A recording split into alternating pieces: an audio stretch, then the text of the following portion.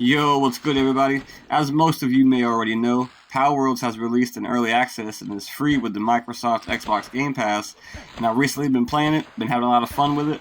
And in today's video, I'm going to be sharing a few beginner tips that hopefully help you out in the early stages of the game. So starting things off at number 1 is going to be prioritizing your main missions. So if you go to your PAL box and you hit the button for missions, at the top of the page you're going to see a list of tasks that they want you to complete, and once you complete these tasks, you're going to be rewarded with what's at the bottom. And you're also going to be rewarded with technology points that you can spend in your technology tree. So let me go to my technology tree, and if you see at the bottom left, I only have 1 point. And this is why I wouldn't just spend all your points willy-nilly on everything you want. I would save a couple so when you rank up, they might want you to buy something from here, but if you ain't got no points, you're going to have to go rank up and get points. But once you complete the task, you can come back to the PAL box, go back into missions, and make sure you go down and hit base upgrade. And boom, I just upgraded my base, got more upgrades, and now I got new tasks to do.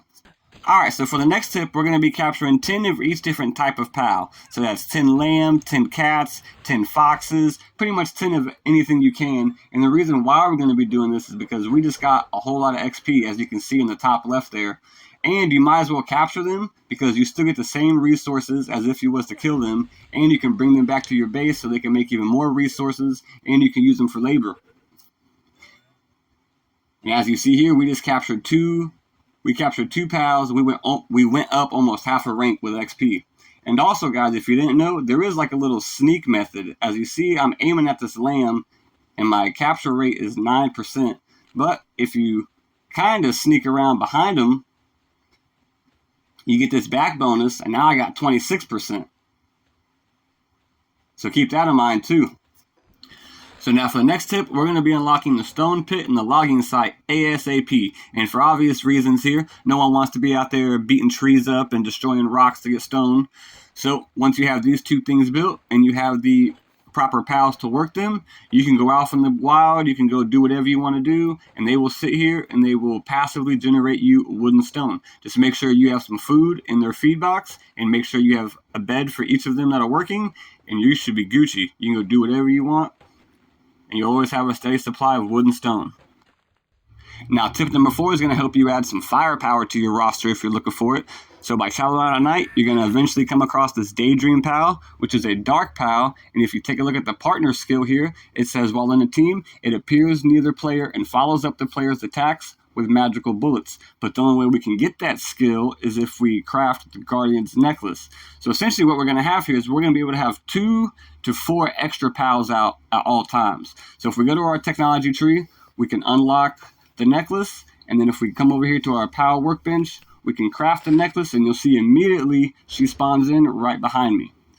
Now what you could also do with this is if you have 4 daydreams in your party and you craft this necklace, no matter what your main pawn is that you throw out, you will always have the daydreams following you. So you can technically have 5 PALs out at one time. And since you need to have a main pawn, the pawn that I would recommend if you're going to rock 4 daydreams is this little fellow right over here, the Hookrates. If you take a look at his partner skill, it says while in a team, it increases the attack power of dark PALs, which our daydream is a dark PAL. So now we got Hookrates and 4 daydreams out here just slaying everything.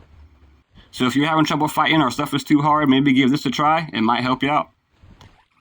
And last but not least, my final tip for you guys is going to be pay attention to your PAL's passives. Whether you're at base building or you're out in the field fighting, each PAL can have 1 to 4 different passives, and they can be good or bad. So you definitely want to take a look at them and make sure you have the right PAL equipped for whatever job you're trying to do. So like if you look at the sheep, he's clumsy, which gives him a -20 work speed. So you definitely don't want to put him out there working or doing nothing.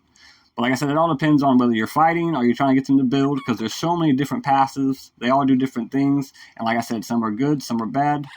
So like I said, get these lazy guys that don't want to work and all that, get them out of there. You don't need them to work for you. And like this guy, you don't want him to come fight with you because he's a coward. He's not going to really fight. So some pals just probably won't be good for nothing, and some pals are going to be good for fighting, and some pals are going to be good for building and stuff like that. So like I said, it all depends on what you want, but it definitely comes down to the passives. Make sure you pick the right one for what you're trying to do. And with all that being said, guys, I'm going to go ahead and get up out of here. But there are 5 tips to hopefully help you get started here in Palworld. If I helped you out, drop me a like. If you thought my tips sucked, drop me a dislike. Let me know down in the comment section. And until next time, guys, see ya.